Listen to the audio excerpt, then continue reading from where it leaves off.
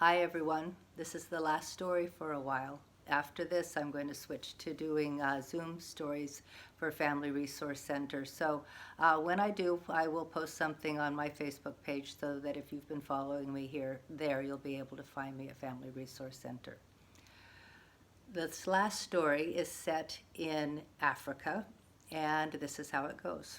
Now in Africa during the summer months there's a long period where they have no rain.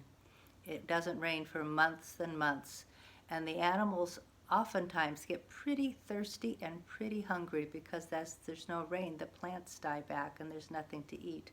And this was one of those times. The giraffe and the elephant and the gazelles and the zebras and the tortoises and the monkeys all got together and they said, "There's nothing to eat here. We may as well move. Let's just start walking until we find some place where there's something to eat." And they all thought that was a great idea, except for the lion. Now the lion is the king of the jungle, so since he was the king, he said, "I'm going to stay here in the jungle, and you guys go off. I will just stay and wait." So they said, "Okay." And off they went. The giraffes, the zebras, the gazelles, the tortoises, the monkeys, the elephants, they all started walking across the Great Plains. And they walked and they walked and they walked. It was hot and hot and hotter. And they didn't see anything to eat. And they just kept walking and walking and walking and getting tireder and tireder and more discouraged and more sure they would never find anything to eat. When all of a sudden they looked out across the plain and they thought they saw something, and they thought maybe it looked like a tree. And they said, "Let's walk over towards that tree. Maybe there's something to eat on that tree." So off they walked, and they walked even a little bit faster because they were a little bit excited that maybe there might be something to eat there. When they finally got to the tree, oh, they were right. That tree was full of fruit. There was fruit that was as red as raspberries, as yellow as bananas, as orange as mangoes, as green as melons, and as purple as plums, and it smelled like all the fruit of the world. And the branches spread out so far and wide. And they said, "Oh, good, we can get something to eat." But they couldn't reach the fruit. The branches were so high that not even the giraffe with its long, long neck could reach up and grab any of the fruit. And the trunk of the tree was so slippery that not even the monkey, who's usually really good at climbing, could climb up the trunk to reach the fruit.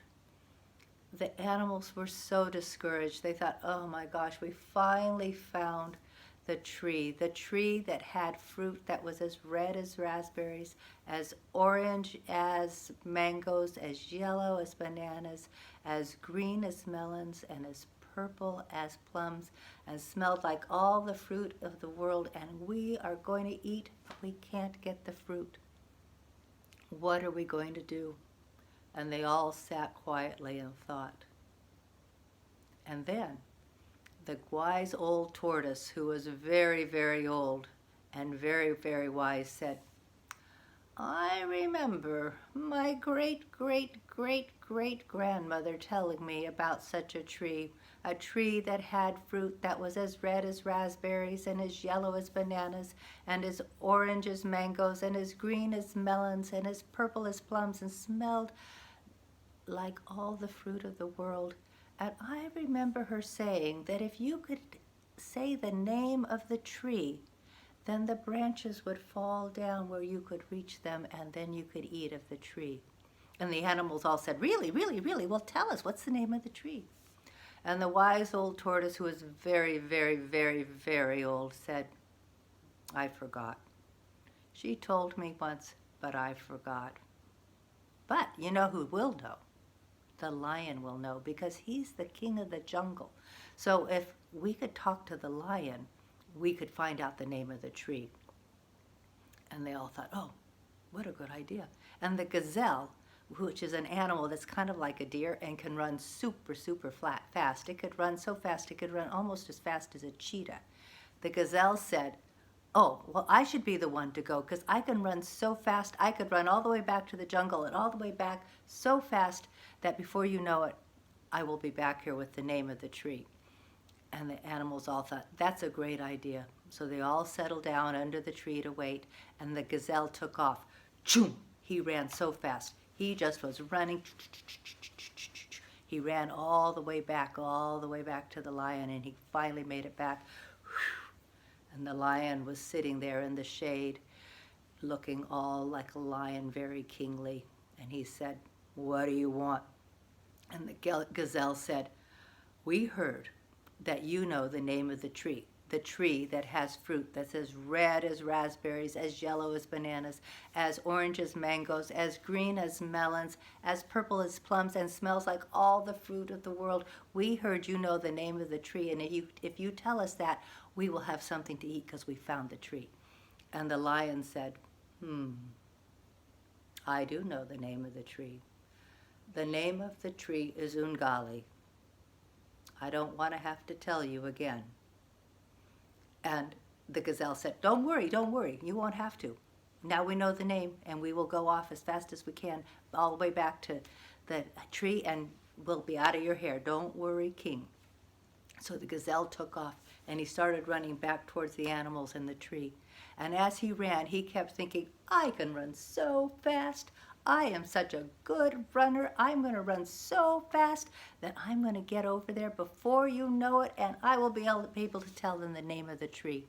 And he was running along so fast and thinking about what a good runner he is and how impressive his running was that he didn't notice a hole in the ground, and he fell into it and his foot got caught.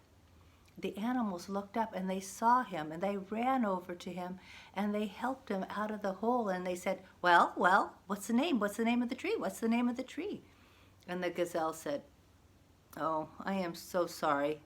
I knew the name. The lion told me the name of the tree, but I forgot it. I was running so fast and I wasn't thinking, and when I fell in the hole, it just went out of my mind. I can't remember. I am so sorry."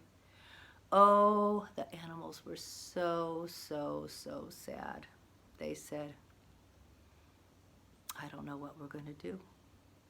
But then the elephant said, "Let me go. I have such a good memory. I remember everything. I remember the names of all the stars in the sky. I know the names of all of my grandmothers, great-grandmothers, aunts and uncles, grandfathers, great-grandfathers, and all of their children. I know all those names. I never forget any of those. I know the names of all the animals that live in the Africa. I know everything. I won't forget. I have such a good memory." And the animal said, "Yeah, you do. You have a pretty good memory. So, yeah, maybe you should be the one to go and ask the lion again." So off the elephant went. Now, the elephant did not walk as fast or run as fast as the gazelle, but he walked all the way back. And he finally made it back to the jungle, and there was the lion sitting in the shade, looking like a king. And he looked over and he saw the elephant, and he said, "What do you want? I already told the gazelle. I don't want to keep telling everybody. What do you want?" And the elephant said, "Oh, just tell me the name of the tree that has that fruit that's as red as raspberries and as orange as mangoes and as yellow as bananas and as green as melons and as purple as plums and smells like all the fruit in the world. Just tell it to me one time. I won't forget. I promise." And the lion said, "Very well. I'm not going to say it again. The name of the tree is Ungali." And the elephant said, Thank you very much. We won't bother you again." And off the elephant walked.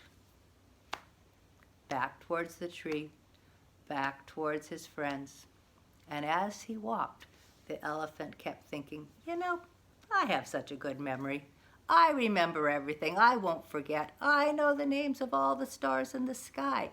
I know the names of all the animals that live in Africa. I know the names of my grandmother and great-grandmother and great-great-grandmother and their grandfather and great-grandfather and great-great-grandfather and all of their children and all of their aunts and uncles. I know all of those names. I never forget anything.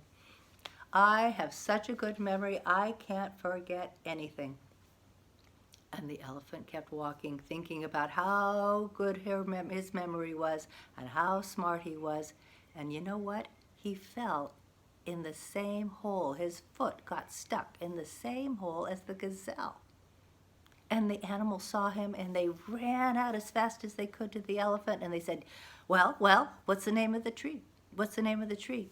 And the elephant pulled his leg up out of the hole and set it down on the ground. And the elephant said, I forgot. I was so busy thinking about how good my memory is and how many things I know. And when my foot got it stuck in the hole, it was gone, disappeared just like that. Oh, the animals were so discouraged. They thought, we'll never, ever, ever get anything to eat. But then a little tortoise came over. He was very young, but he was a pretty smart guy, and he had been listening to all the animals, and he said, let me try. And they said, you? And he said, yeah, let me try. I think I can do this. And they thought, well, we don't know what else to do, so we will send you. So off they sent the little tortoise, the young little tortoise, and off he went. And he walked all the way back over to the lion in the jungle. And the lion looked so much like a king, and he looked very, very grumpy.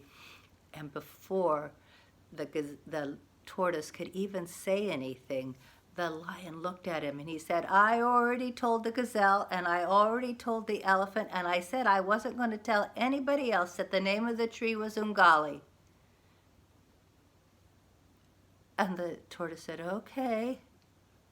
And he turned around and he started walking back. And as he walked, he said, oh, the name of the tree is Umgali. And he just decided he would keep saying that. And so this is what he said. Umgali, Umgali. The name of the tree is Umgali. Umgali, Umgali. The name of the tree is Umgali. Umgali, Umgali. The name of the tree is Umgali. And he kept saying it over and over again. He never stopped saying it all the way back across the plain. He didn't even stop saying it when he fell in the same hole that the gazelle and the elephant fell in.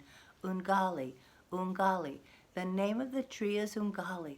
When the animals saw him fall in the hole, they ran over to help him out, and they pulled him out, and he was saying, Umgali, Umgali. The name of the tree is Umgali. And the animals said, yay! And they ran back over to the tree, and they all chanted, Umgali, Umgali. The name of the tree is Umgali.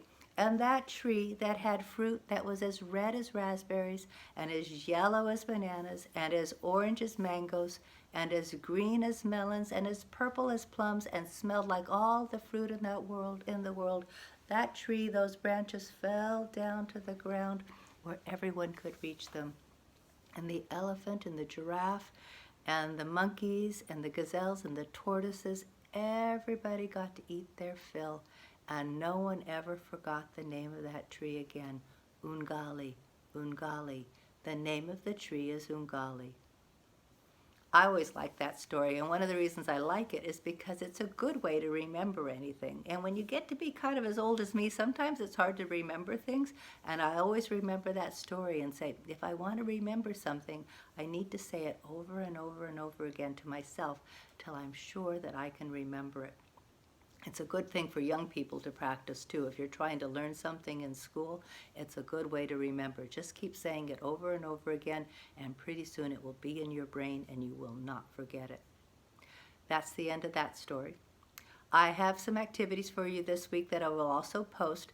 They really don't have much to do with the story. I decided this time that I would just post some of my favorite activities, things that I think are really fun for kids to do, especially in the summer when you can be outside and it's messy. a lot of the activities are kind of messy grown-ups, but kids really do need to have that kind of messy, tactile, touching kind of activity to really develop. So if you can help your kids have even one or two of these activities, that will be great. The last activity that I put in there for eating is to make a fruit salad, and hopefully you can make a fruit salad that has fruit that's as red as raspberries and as yellow as bananas and as orange as mangoes and as green as melons and as purple as plums, and it will smell like all the fruit in the world. So that's the end of my stories for today, and I will let you know when I start Zoom classes later on. So thanks. Bye-bye.